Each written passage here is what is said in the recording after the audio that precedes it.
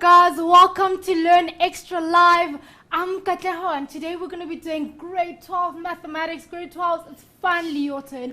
I know you've been waiting patiently there, trying to skip through channels, trying to waste time just so that Learn Extra Live can just show grade 12 maths already. But finally it's your turn and welcome. You're going to be in for a fantastic treat because it's going to be a great lesson. We are doing financial maths today, which is one of your guys' all-time favorite. Don't worry, I remember what your favorite is and I know it's financial maths. Make sure that today your full focus is on, guys. You guys already know what an important section this is and how much concentration it needs and what easy marks that you can score off it. So make sure that you are taking notes down.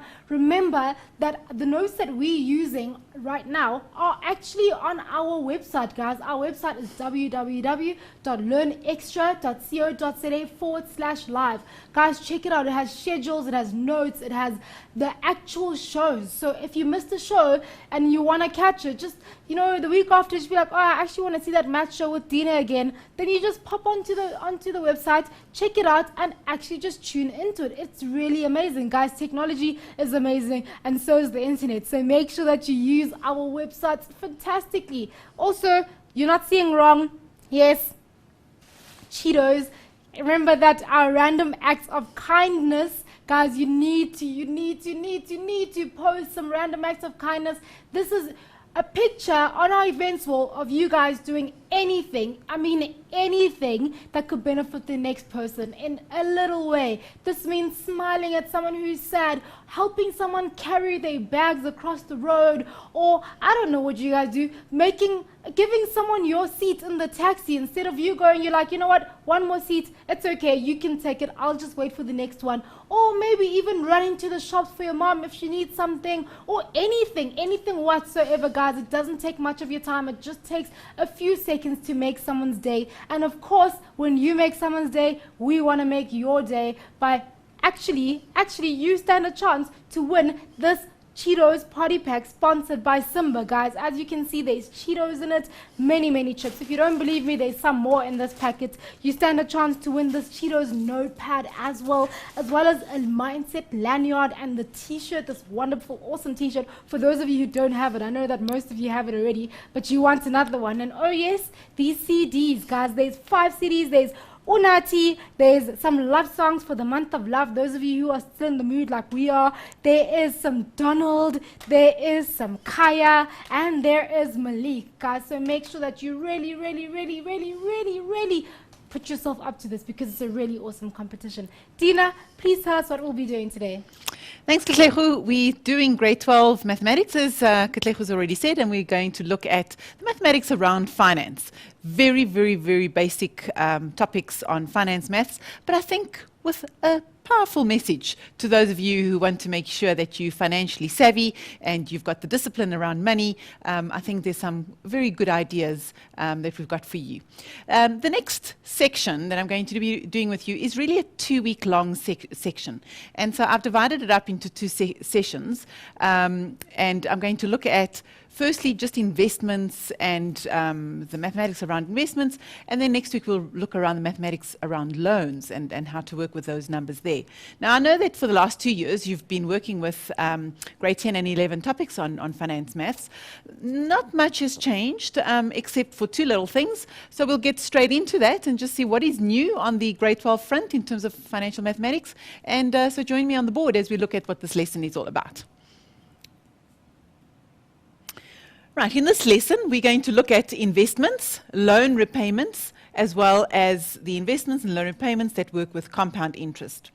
And the type of questions that we're going to look at are firstly, how long will it take 100 Rand, which is invested at 5% compound interest, to grow to 1,000 Rand? Next question, how much money do you need to save each month if you want to have enough money to buy a car in 2 years' time? And that's assuming you are buying it cash. We're going to look at things like what is a sinking fund and how do I set one up, etc. And how are home loan repayments calculated? Okay. And the best way to explore financial mathematics is really through examples. So we're going to work through quite a lot of examples for you to get the gist of how to work with these various values. The first one I'm going to set up is how long will it take 100 Rand invested at 5% compounded interest to grow to 1,000 Rand? And I said earlier, what would be new in grade 12 as opposed to what you've been currently used to? And that is the amount of money that you're actually investing. So up to now, you've invested a lump sum of money and you've utilized a formula to determine its growth after a certain number of years. Well, in grade 12, we're going to look at making regular payments over specified time periods, and that regular payment is what we're going to refer to as an annuity. So we'll look at that later. But for now, in grade 10 and 11, you only looked at, here's a lump sum of money, I'm investing it, tell me after 5 years, how much is it worth? Okay. Now we're going to slightly change that around in grade 12. We're going to say, if I start off with 100 Rand, investing that as a lump sum, tell me how long it would grow, when would I expect it to have grown to 1,000 Rand if you are given a certain interest rate and you are not given the time period over which you're working it. So that is the case in point here. If we look at this word, how long, that suggests that I'm going to be looking for N. What is N? And we can see that we're starting off with 100 Rand. We're investing it at 5%, and this is very important that we're working with compound interest, and then we're ending off with 1,000 Rand. So by analyzing these various quantities, we can say that this is my p-value, that's my principal, that's what I'm starting off with. This is the interest rate, so that's my I. And finally, this is what it ends up with, so this is the final amount that I have. And you're very, very familiar with a formula that connects all of these quantities together. I'm investing, I'm going to have a final amount. I'm going to let that principal grow for a number of years by using the ratio 1 plus I to the n. And this would be what we call a growth calculation. Obviously, if it wasn't growing, if it was depreciating, then instead of having 1 plus I, I'm going to have 1 minus I. So I've got my final value, I've got my starting value, I've got my interest rate, and I've got my n. So if we substitute all those in, we would get 1,000 is equal to 100. That's my starting value. I want to grow it for a rate that is 5%, but it's compound interest. So that already takes care of the formula that we're using. So it's 5%. And we want to solve for n. And this is where it becomes interesting, because all of a sudden you're not solving for p, you're not solving for I, you're solving for an exponent. So I actually want to find out what is this exponent. Now, for some of you, you may not yet have solved for an exponent. So I'm going to, just on the side here, let's just work on a little square that's really got nothing to do with the equation. And that is to say, if 2 to the x is equal to 3, for example, I know that if 2 to the x equals 2, x is 1, and if 2 to the x is 4, then x is 2. So therefore, this exponent over here must be sitting between 1 and 2. And in order to solve this, we introduce what we call logarithms. And logarithms basically say that the exponent is equal to the log of your result, which is 3, base 2. And that will give you my exponent. So a logarithm is just another way. Now, if you go to your calculator, you'll actually see it as one of your buttons. It's called log. And if we just move this across the way here, then what my calculator is going to do, it's going to, remember we said that 2 to the power of 1 is 2, and 2 squared is 4. So therefore, if my powers of 2 is going to give me a 3, it's going to be sitting between 1 and 2. And the calculator is able to fetch that for us if we press this log button. But you'll see there's another one that has the function as well as the base. So my base is 2, and my function is 3. And what does that give me? That gives me 1,58 as we were expecting. So we've got my x value, I just want to erase this a little bit here. We've got an x value of 1,58.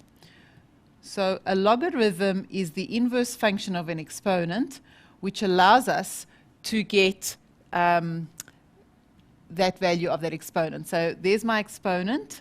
The exponent is always equal to the log of your function, of your power. This is your result, or your power. And your base, let's make it there. There's my base, will always be my log base. So the logarithm has to carry a base. And this idea of logarithm is what we're going to use to find that unknown. And you may not yet have covered it in class, but you'll do a couple more questions on logarithm, as well as you're able to interchange between the exponential format and the logarithmic format, then you find. And we're going to use that notation in order to solve for that unknown n in the equation that's coming up. Okay, so if we go back to this, we can see we now need to find an exponent, and the way that we find an exponent is to change things into log form. It's what we call a log form. Now, before we can change this into log form, we've first got to do some manipulation over here. We've got 1,000 equals 100 times, so we're going to take 1,000 and divide it by 100, and we're going to have that equal to a 1 plus that would just be a 1,05 to the n. So we just tidy things up a little bit. We then have got a 10 is equal to a 1,05 as my base and my exponent to the n. Okay, we're ready to put it into log form now, because log form says that my exponent equals. So it's the function that allows me to get my exponent. Exponent n equals, and then we have my base is 1,05, and I've now can put it into log form because it's the log of 10 of base 1,05. Okay. With that information, we can now get the calculator. And we've got same function, just clear it. There's my log function. Base is 1,05. And we've got the function of 10, and we just click it, and we've got 47. Okay, so just want to check something here. There we go. Right, so it says that we would need an n of 47. Now you know that in the formula, A equals P into 1 plus I to the n. That stands for, depending on what I is, and since I was compounded annually, n would also be a number of years. So it would actually take you 47 years for 100 Rand to grow to 1,000 Rand if you were actually calculating the number of years. So we could go back here. Just want to check something, that 1 plus 0.5 equals, that's correct. Just checking that our base was actually correct. Right, so just to go back to the question, how long means I'm finding n, which means I'm finding the exponent, and to find the exponent, we're going to use logs. So that is the new concept in grade 12. Okay, then let's look at something else. A photocopier valued at 24,000 Rand depreciates at a rate of 18% per annum on the reducing balance. So if we check this word here, what does that mean? Method. After how many years? Again, notice what the question is about. After how many years will its value be 15,000 Rand? So can you see the picture? We started off with some machinery. It decreases in value to some new value, and we want to know how long will it take us to see that kind of rate happening. So again, after how many years would mean I'm trying to find n, and I'm depreciating a quantity. So I am starting off with that as my A value. And I'm ending with, sorry, not that. Let's just fix that up. I'm starting with that as my p-value. And I am ending off with the machinery finishing off at that value. So that's my final amount. Okay? And then what else have we got? We've got 18% per annum on the reducing balance. That simply means that it is another word for compound interest. Okay? So straight line would be representative of your linear or of your simple interest, whereas reducing balance would be your compound interest. Tina, before you give us the way of answering, can we take a quick break? Sure, let's do So that. guys, we're going to take a very, very short break. Make sure, and I mean make extra sure that you do not move off your seats, because we are going to be doing a really cool question. So see you just now.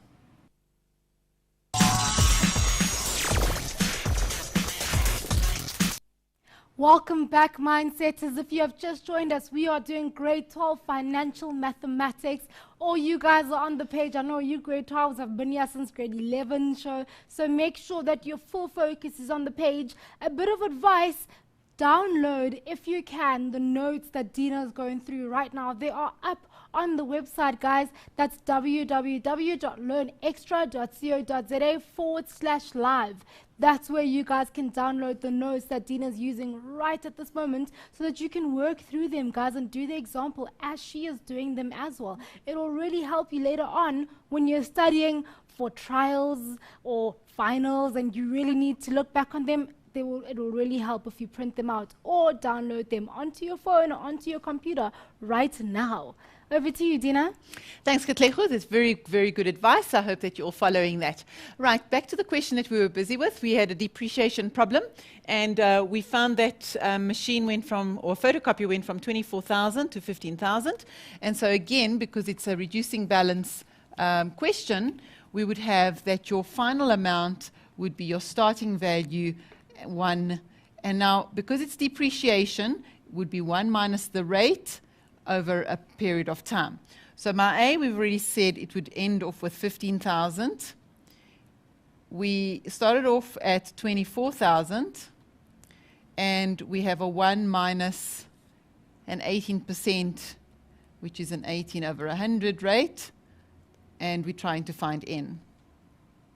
So we now do some simple division. We've got 15,000 divided by 24,000 equals 1 minus 18 is 82. So this is 0.82 to the power of n. So we just tidy up all the fractions, tidy up all the values. And 15 over 24, they're both multiples of 3, so that's 5/8. So we've got a 5/8 on this side, and we've got a 0.82 on that side, but just simplifying the arithmetic. So we land up with a situation where we're trying to find the exponent. What do we do to find exponent? We put it into log form. So we've got a log form where the exponent n is the same as the log of the power that you're getting, which is 0.6, or just let's make it 5/8, and the base is 0.82. So that's what getting it into log form is. It's the log of a power with base 0.82. And now we can use our calculator, which is log of 5/8 or 0.82 as our base, and 5/8. 5/8. And we get what?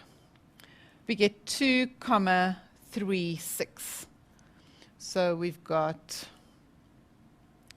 2.36 as our number of years. And I want you to explain to me, what do you think that means?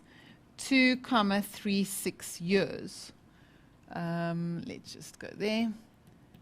2.36 years.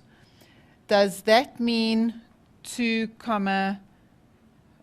years and 3 months? No. It means that, let's just round it off. So it's approximately 2.4 years, which means it's 2 years and 4/10 of a year of 12 months, which is a year. So to convert it to months, it's the portion, the decimal portion of the number of months in a year, and that's 2/5 of 12. So if we just take our 2/5, or 2 times 12 divided by 5, we would get that many months. So it's actually 4,8 months. It's almost 5 months. That's how many months it is. So it's approximately 2 years and 5 months. So just under 5 months. Okay, so notice that the decimal point does not refer to the number of months, but it refers to the decimal portion of that year. Okay, let's see what our next question has. A lump sum of money is invested at a rate per annum, and it's now compounded quarterly. Okay, how long should it be invested in order for it to double? Now, I like this question because all it's saying is that our amount of money is going to double. It doesn't tell you how much. Remember the first question we did, it said for 100 Rand must become 1,000. All of a sudden we have that a lump sum of money must just double. So let's have a look at what we would do in that situation. So again, it's a lump sum of money. We don't know how much we have. And in that case, we would just say, let's just invest X Rand. And for it to double, what would it look like if it was doubling? It would now become a 2x amount. Okay, so we've got our I rate, got the rate, and we don't know how long it's going to be invested for. So again, we're going to have our A equals P into 1 plus I. Why am I using this formula? Because it's our compound formula. And we've got our n value is 2x, our starting value is x, and our rate they have given us is 11.72%, but it's per annum, but it's compounded quarterly. So we've got to divide this by 400. In other words, what we're saying is that we've got 11.72% per annum compounded quarterly, and I need to get my I value, which is going to be 11.72 divided by 4 in order to get a per annum compounded per quarter compounded quarterly. So that would be my rate per quarter. So my I would actually be 11.72 out of 100, which is now going to make it 400. So your I value is now per quarter compounded quarterly. So I cannot have a per annum compounded quarterly. I need to have a quarterly rate for compounding quarterly. If I had per 6 months or per half year, I would need a half yearly rate. So I have to convert my rate into the period that I'm working with. So there's my 400, and then I would like to know how long it takes. Right, so if you are familiar with A's and P values, then you could see that I'm going to take this x and divide by that x. I'm going to get a factor of 2 on the side, and I'm going to get this value here that we'll work on the calculator in a moment. So it's 1 plus our 11.72 divided by 400, and we are going to find n. Now, why is it important to get this value? Is we're simply working with this exponent. So if I'm solving for the exponent, it's going to be the log of 2 with this base that I've got up there. That whole bracket must go in there. Okay, so take my calculator. I'm going to do one thing at a time. Let's add on 1 plus the fraction 11.72 over 400. And let's see what we get for that. It's 1.0293. So we would actually like, let's write it in, 1.0. Let's make it as close as possible to that. So let's make 1.03. 1. So we've got that as 1.03. So that goes into my base over here. Right. So with my log function, I can now take my base as 1.03 and my function as 2, and let's see what that gives us. Okay, it gives us 23,45. What? What are these n's? How have they been calculated? N is 23,45. Is this in years or is this in quarters? Because we were using a quarterly rate, remember? So we had our quarterly rate, which means N is coming out as in quarters. There are that many quarters. If you've taken your rate to be in quarters, then N will come out as quarters. So therefore, in terms of years, would be 23,45 divided by 4, which would give me amount of years. We've got it on the calculator, so let's divide by 4, and we get 5,8 or 5,9 years. So it's approximately 5,9 years. Does that mean 9 months? No, it's 9/10 of 12 months, which would then give you approximately how many months you would be calculating with. Okay, so let's see. All right, so we can now go on to the next section. So we've looked at really just finding how long it would take a lump sum of money to grow to a certain amount, or how long it would take a certain amount to depreciate to a new value. And to solve for n, we've got to get it into the log form. Okay, now that was one of those new aspects of grade 12. Here's something else that you haven't seen up to this stage, and that is the term annuity. I remember I said to you earlier, previously if we were taking 1,000 Rand and we were investing it, we were just leaving that 1,000 Rand in the investment company and we were not touching it. We weren't doing anything to it. It was just going to sit there and grow towards a certain value. Well, the term annuity is very different because it doesn't say anything about a lump sum sitting there. It says we are going to take a certain amount, let's say 1,000 Rand, and every month we would like to add 1,000 Rand to the account. Okay, so you can imagine that if over 5 years you were going to look at how much you had in your account, you're going to have the 1,000 Rand plus the interest it's accumulated over 5 years. Then in your next month, that 1,000 Rand is only going to be there for 4 months, for 4 years.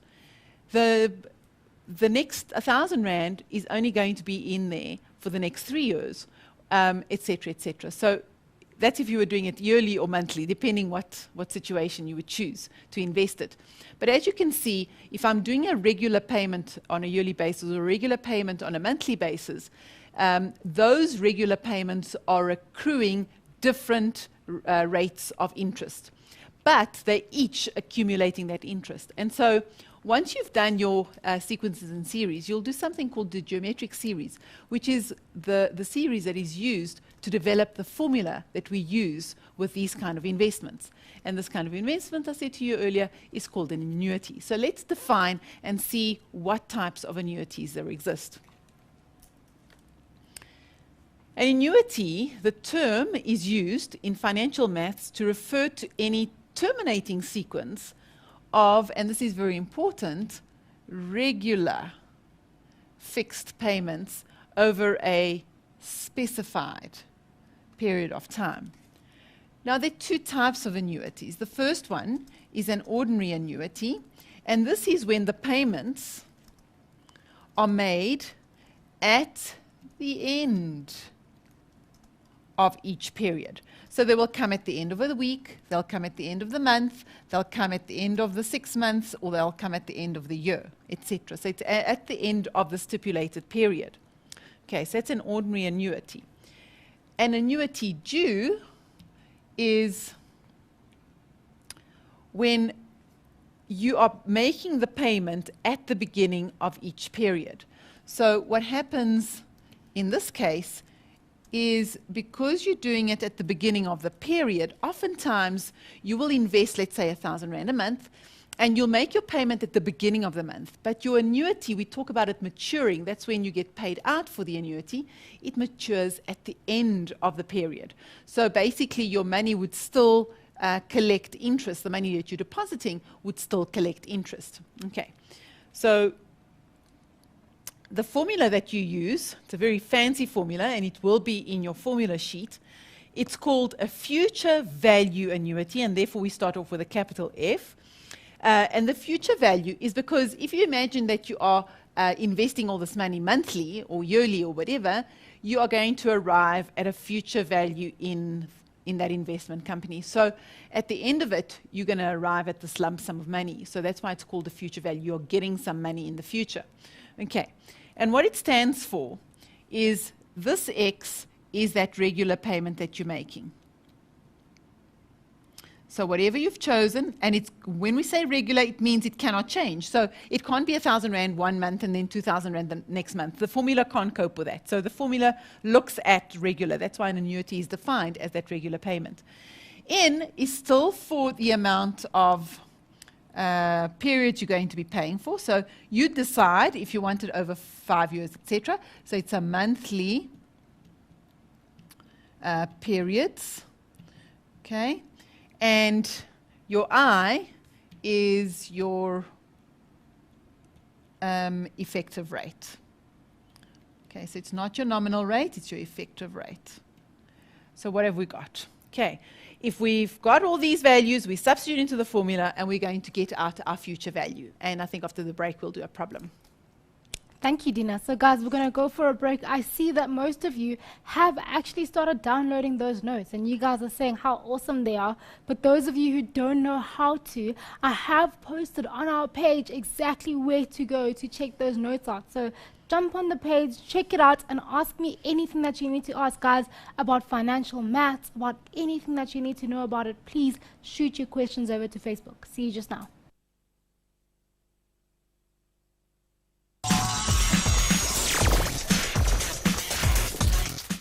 Welcome back, grade 12s. Right here next to me, if you haven't seen it yet, is the Simba Cheetos prize, guys.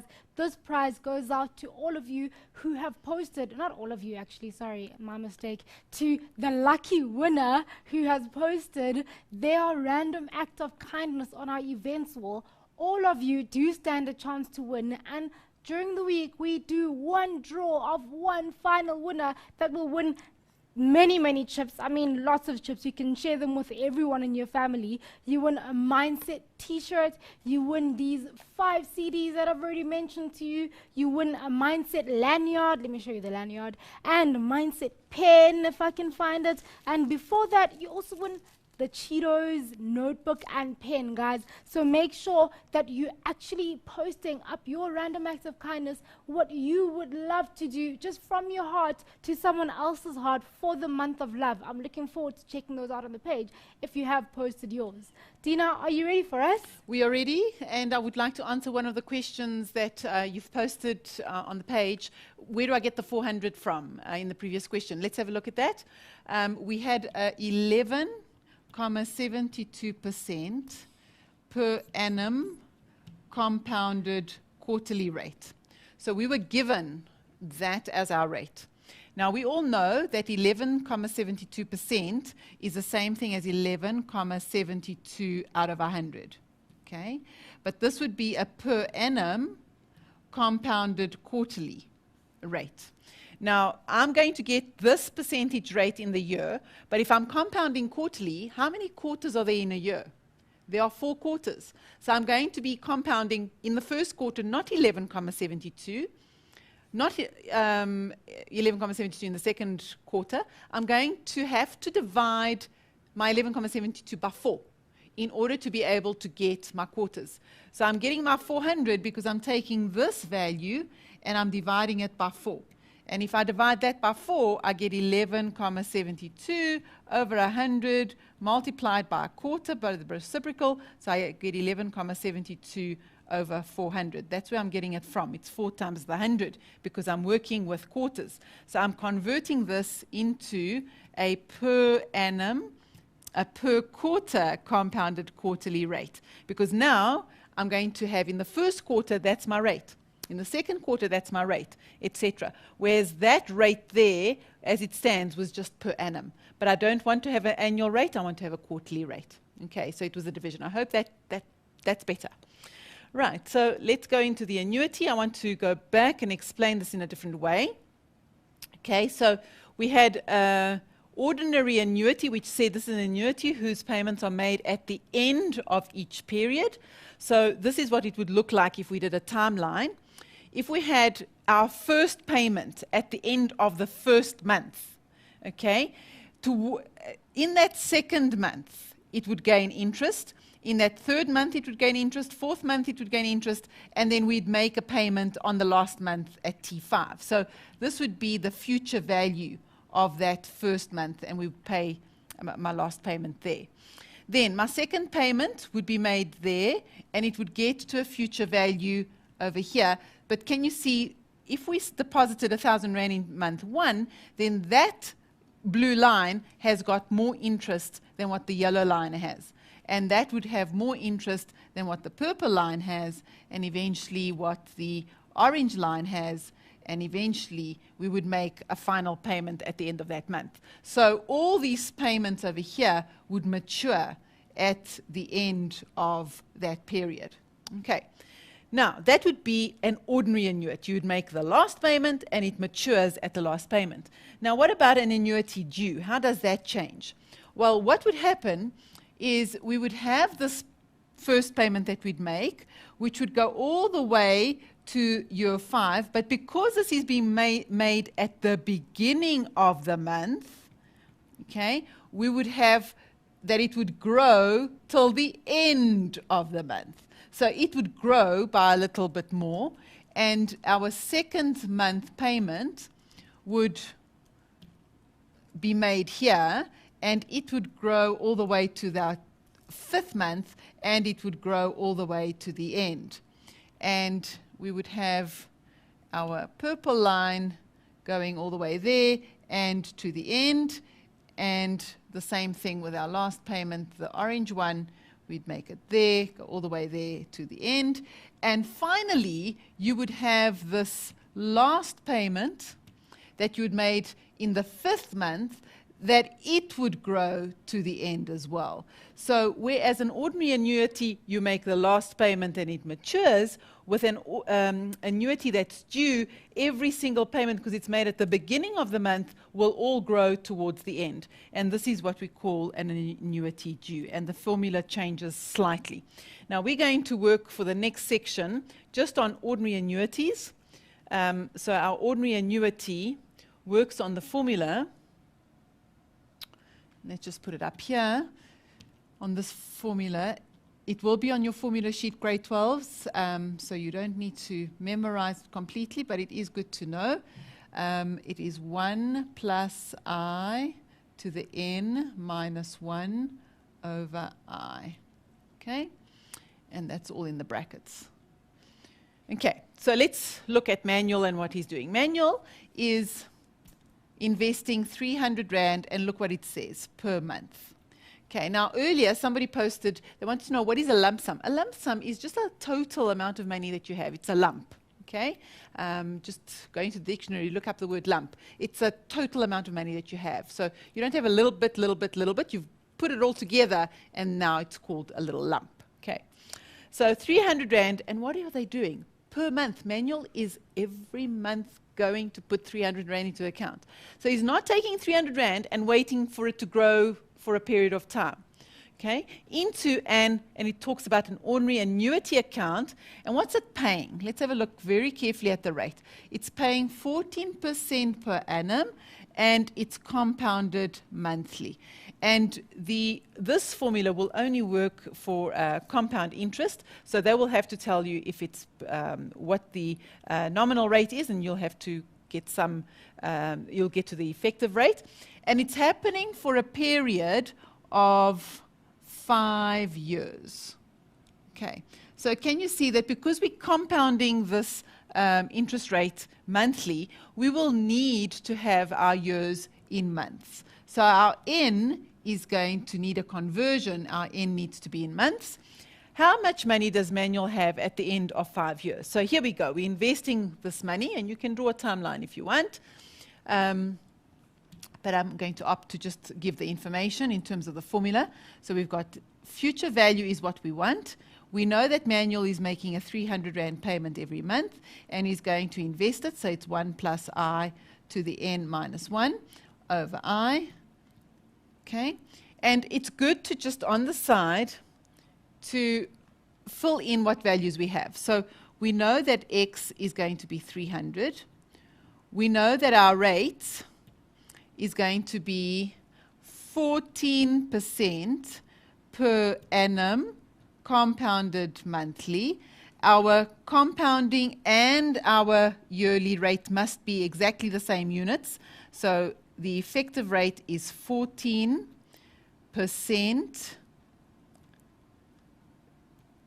per month. So it's going to be times 12. So that's per month compounded monthly. And that is the biggest thing to understand, is that your rate as a nominal rate has to be written as an effective rate. I've got to have the compounding period and the number of months as the same thing. So our rate is really, an I is 14 over 1,200.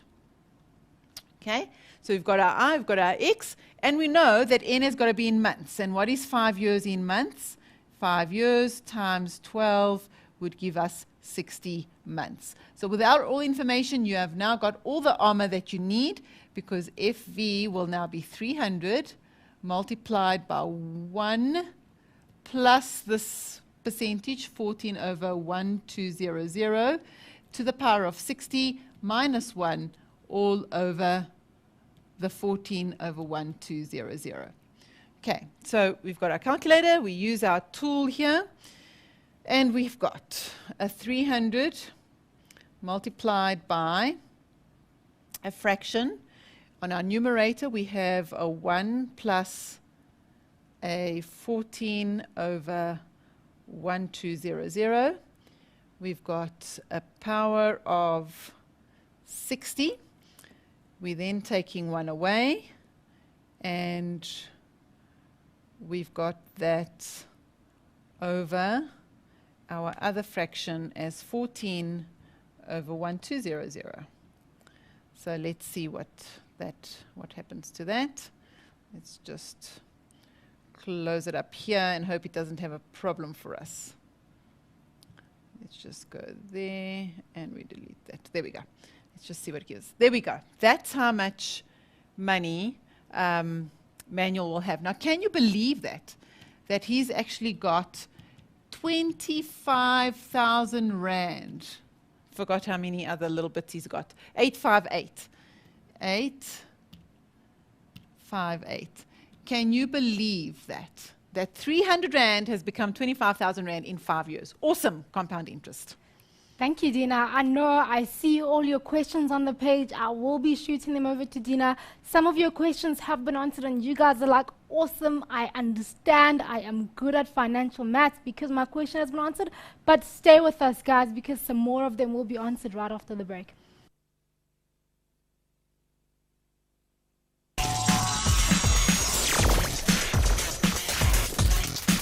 Welcome back, guys. Facebook.com/Learn Extra is where we're at. You guys need to jump on the page and ask those questions.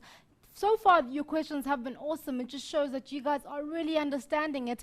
And as I've said, and I just said at the beginning of the show, this is your favorite section and one that would be awesome for you to get full marks in. So in order to get your full marks, you need to actually understand, guys, you need to understand what happens in financial maths, and that is why we are here.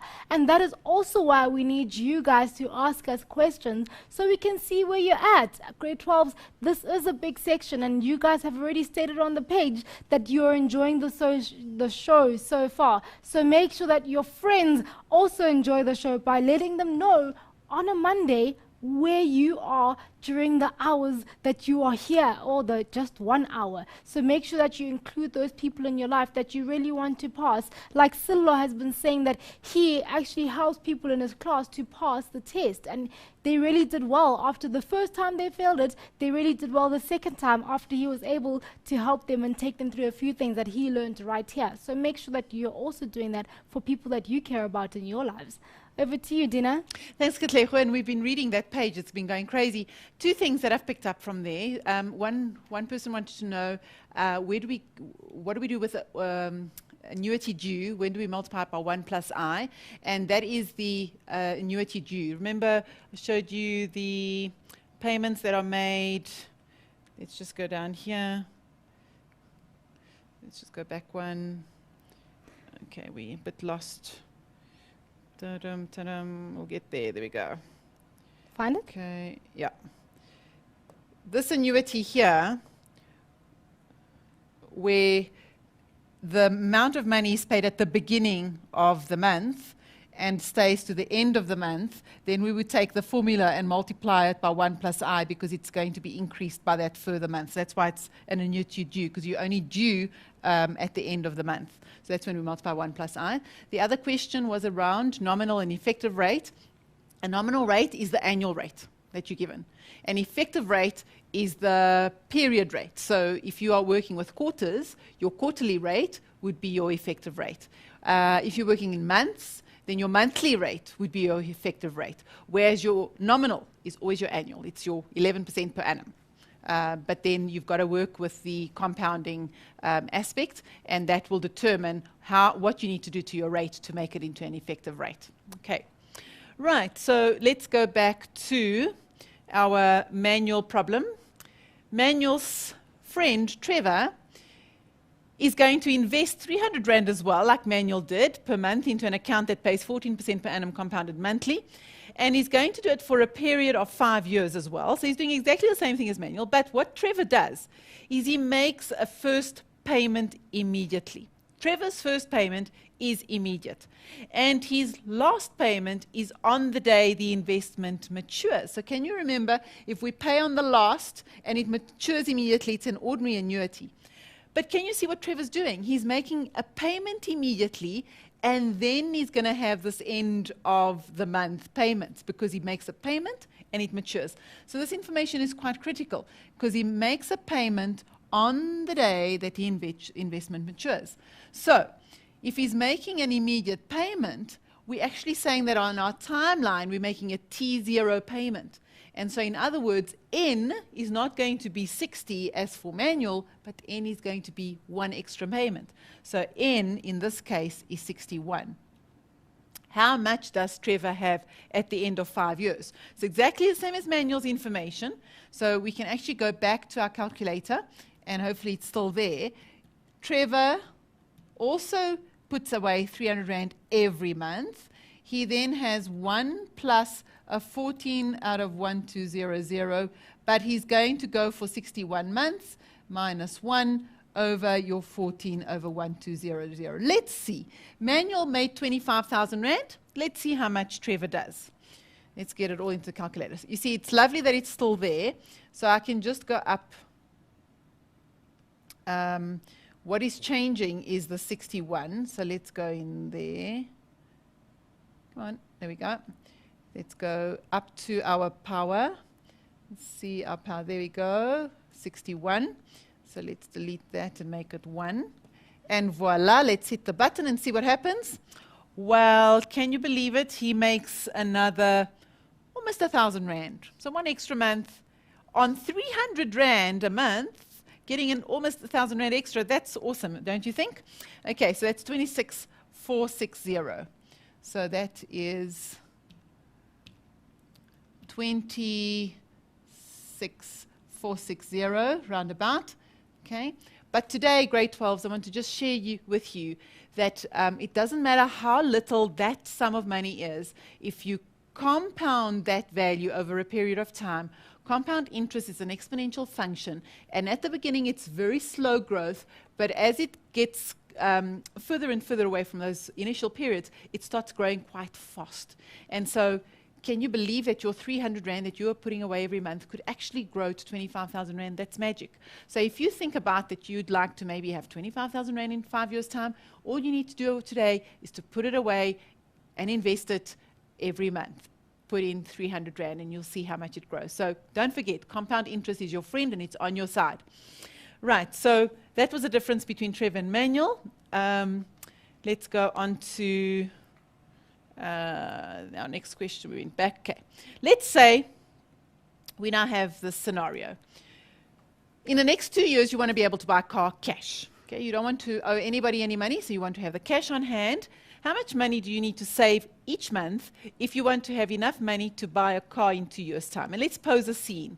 Let's say you would like to buy a car for 100,000 Rand in cash, and the investment that you're going to make is paid into an ordinary annuity at 8% per annum, and it's going to be compounded monthly. So the fact that you've got this per annum, what kind of rate is that? That is a nominal rate, for those of you that were asking about the nominal rate. And nominal rates, and we need to compound it monthly, so we need to get an effective rate, would mean we would get it into a monthly rate. Okay? So we're going to leave you on working that problem, and next week when I come back, we'll see how much money you've got to invest every month. Over to you. Thank you, Dina. Time really does go fast when you're having fun, guys. Thank you for joining us today. You matrics have been really awesome. I want to remind you guys to learn more and learn extra, and keep popping onto the page and helping other people, guys. Cheers, bye.